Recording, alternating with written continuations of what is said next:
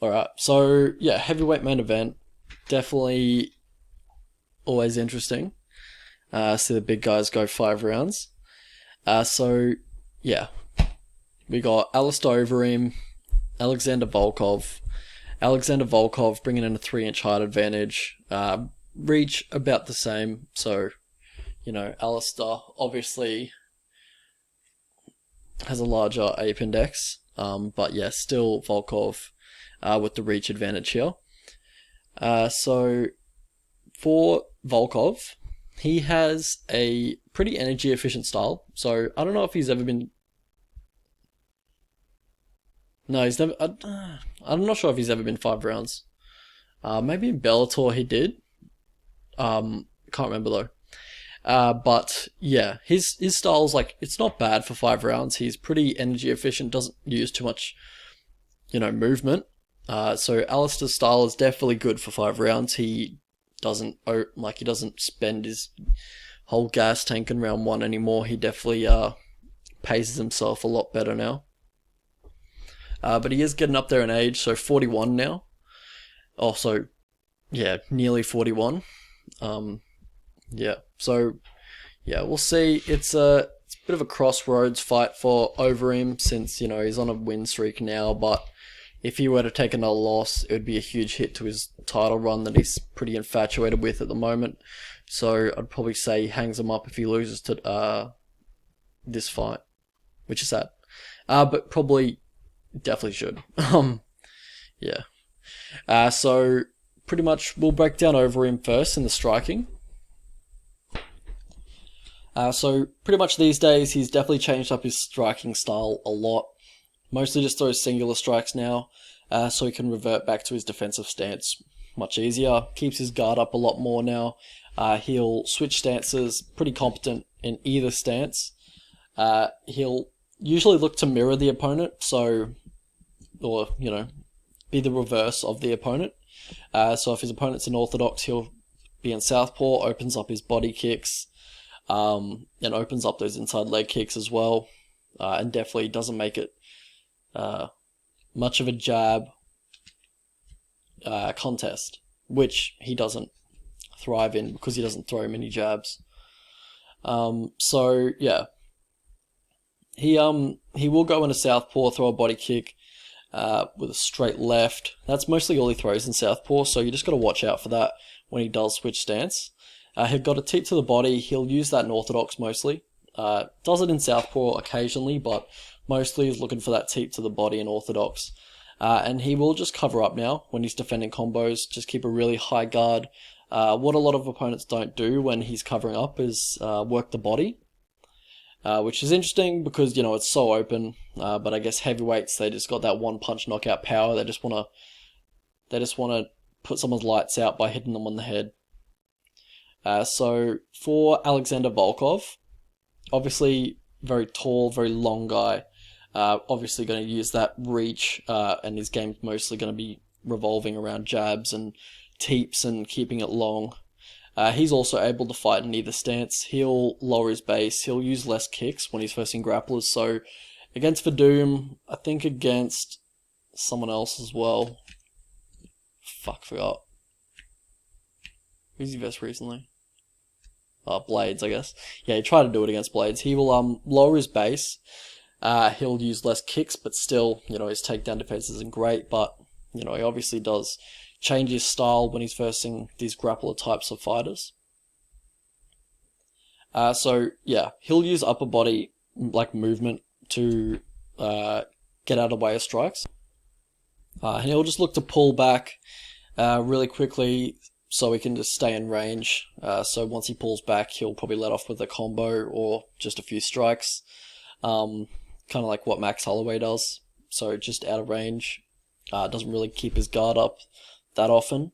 But yeah, relies mostly on upper body movement. So he'll also use the teep. He's an orthodox, so mostly he just uses that against southpaws. It's not really there when he's versing orthodox fighters. So he's got a nice counter too as well. I believe that's what he caught Walt Harris with in the first. caught someone with it recently. And he's got a nice uppercut when his opponent dips, which Alexander, what's his name? Alistair does quite frequently. Alright, so the grappling in this one, mostly Volkov doesn't go to that at all. He tries to keep the fight standing. But for Alistair, he'll try, more recently he's used his grappling a lot more. He tries to get a lot of takedowns in the clinch. Most of his takedowns that are successful are in the clinch. And also when he's in the clinch, he'll throw a knee to the body, and then he'll throw a knee to the body and then, try and disguise his trip, like his trip, like he's trying to disguise that entry for his leg to go through the inside and like trip just the leg of the opponent. Just said that horribly, but yeah, you know what I mean. Just a trip takedown in the clinch. So when he's on top, he'll look to stack, land a few bombs. Mostly just looking for control these days. Doesn't look to advance position too much and go for crazy subs or anything. But he'll mostly just look for control. How these guys win, we'll stay with Alistair. He's brought in some good game plans late in his career. I think he's working with Elevation Fight Team still. Hope he's still working with them because, lately he's been coming in with pretty good game plans. That's, I'd say, largely the reason he's been having so much success recently. He's got good striker defense. You can tell he's been focusing on it recently. Obviously, his chin is degraded a little bit. So he's been working on his striking defense. Obviously, it's improved over the past few years, and he definitely focuses on it a lot. And you can just tell when you see him fight. So he's very accurate on the feet. I think he has one of the highest accuracies for strikes in the UFC. I think it's like 73%. No, that's not right. It's probably like 63%. No, maybe something like that. It's like high 50s, low 60s, I think. He's very accurate. Doesn't throw too much, of course, but like when he does, he usually hits the target. And that's just because, he does throw a lot of kicks as well. So low volume, a lot of kicks, that's pretty much going to lead to high accuracy. Especially in the heavyweight division where they don't move too much in front of you. And when he does get in the clinch, he's got nice takedowns. Like he's obviously been working on that as well. And yes, like throughout his whole career, he's always had nice clinch knees. That was in the Brock Lesnar fight. If you want to see a good example of that. So for what's his name, Volkov, he's got a nice jab. He's got pretty good distance management. Good at keeping the fight at his range for the most part. And he's got a good chin. He got caught by Derek Lewis. People can get caught by Derek Lewis and put out. But overall, I believe he has a pretty good chin, pretty solid. He's got good lead leg offense in the orthodox position. Obviously, a lot of fighters in the heavyweight division don't really use their lead leg too often for offense. So it's it just makes them, it just confuses them a little bit. Obviously, they're not seeing many looks like that in training, so it does freeze his opponents up for a little bit when he does throw from that lead leg. How these guys lose, so we'll stay with Drago, Alexander Volkov. So he's got poor takedown defense. He's got really bad balance when he's defending double legs, or even in the clinch. So got to watch out for that in this fight. He's has not the greatest luck when he's versing wrestlers. Obviously in the Curtis Blades fight I think that was 2 fights ago, he didn't have much success at all. But, that's Curtis Blades. He's going to do that to a lot of the guys in the division. But still, just like throughout his whole career, he's never really had great success against wrestlers. He hasn't got good get-ups. He probably has no get-ups, if you ask me. He closes his guard, just kind of holds on, wait for the ref to stand him up or the opponent to just back off, so he can push up, and still he doesn't get off his back very quickly. He's a big, tall guy. It's tough for him to get off his back, but his get-ups aren't the greatest. Also, his fence clinch escapes aren't great. Yeah, said that wrong. So for Alistair Overeem, so his chin obviously is a dust. But, you know, he's got better defensively. So, you know, it's kind of compensating. It's kind of assisting it a little bit. But obviously, yeah, it's still shot. So he's got a low volume as well. He's got low volume, as we said before. Backs onto the fence and covers up without throwing any offense back. So if you do that against a guy like Volkov, he's just going to fuck you up. Like, you can't just throw no offense back in the heavyweight division. Like, these guys are just going to tee off on you. You'll get caught eventually. And also, when he does shoot for takedowns, he can shoot from too far away when he's not setting them up, or, you know, because he's so low volume. Like, he's usually one strike and done. So if he throws one strike, his opponents are just kind of reset already, so they're ready for the next strike. So I feel like a lot of combos would help him set up his takedowns and just improve his game, but obviously he doesn't do that at the moment. So yeah, he just has much more success in the clinch for his takedowns. So path to victory for these guys. For Alistair, like, obviously we're going to want to mix in the wrestling here. Yeah, just try and get in the clinch, get some trips, take him down, just top control. I'd like to see more feints, because Volkov, you know, he does bite on feints and it lets you set your other offense up.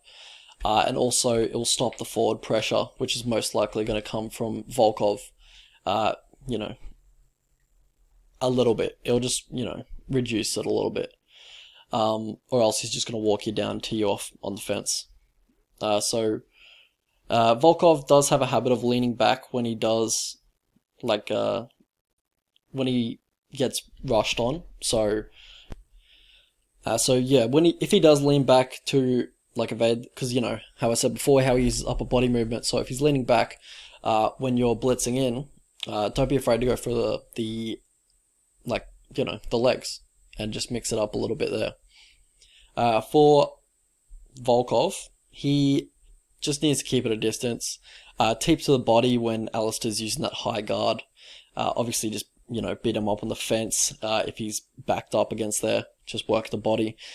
So when he's covering up in range, or even on the fence, actually, you can go for that bolo uppercut, like same as Gustafsson was against, like, Glover Teixeira when he was covering up, because Alistair, when he covers up, he doesn't generally throw too many counters back, so you don't have to be worried about getting clipped from an overhand right or anything like that. Obviously, you still need to, you know, be smart about it, but, like, yeah, you don't have to worry too much about it. So it's definitely something I reckon he could put into this game. And yeah, just try and keep the center of the octagon. Don't try and, you know, just don't clinch.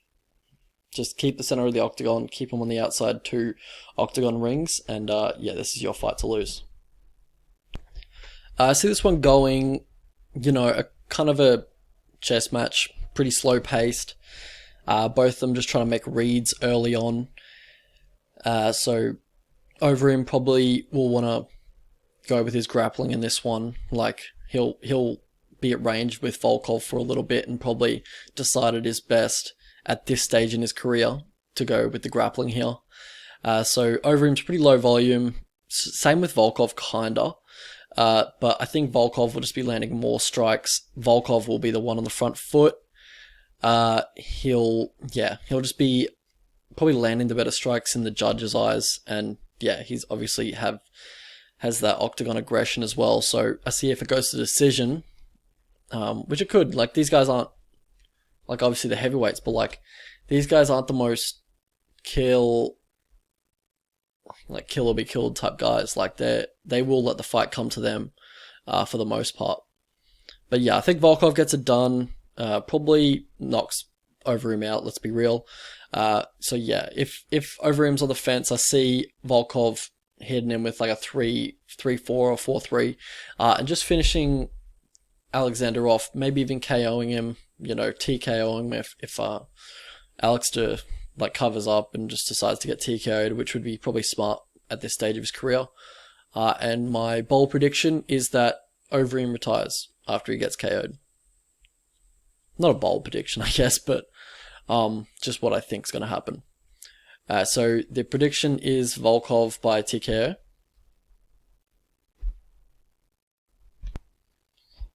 And the money line right now, $1.60. Yeah, what's that, like 63% chance of happening. In my opinion, probably lines fight around 60-40, because Alistair obviously has that grappling, and Volkov's grappling is fucking terrible. And, Alistair on the feet, he's low volume, but he's still very efficient. And he can still, keep up with the pace that Volkov's going to push. So I'm not too confident in Alexander Volkov, but I did get a good line for sportsbet.com.au in Australia. That was $1.72. I bought it just because I knew the line was going to go down anyway. Because I think they're a bit delayed in the line movements. So now it's $1.75 at my local sportsbook. But yeah, I would feel confident betting Volkov at this price, like $1.75, $1.57. So that's like 63, 64, 65% chance of Volkov winning, which I don't think it's that reasonable. I don't think it's that wide, in my opinion. So if you can get over like $1.65, which is about 60% chance of Volkov winning, then I'd agree with that. But at the line movement, given the line movement and at the prices right now, I wouldn't advise a bet. I wouldn't advise a bet on Overeem either, even though it can seem quite enticing if he gets to like 260. But yeah, he's just too tough. He's too hard to trust with his chin, and Volkov's definitely going to test it here. And he's probably the toughest fight he's had in his recent run.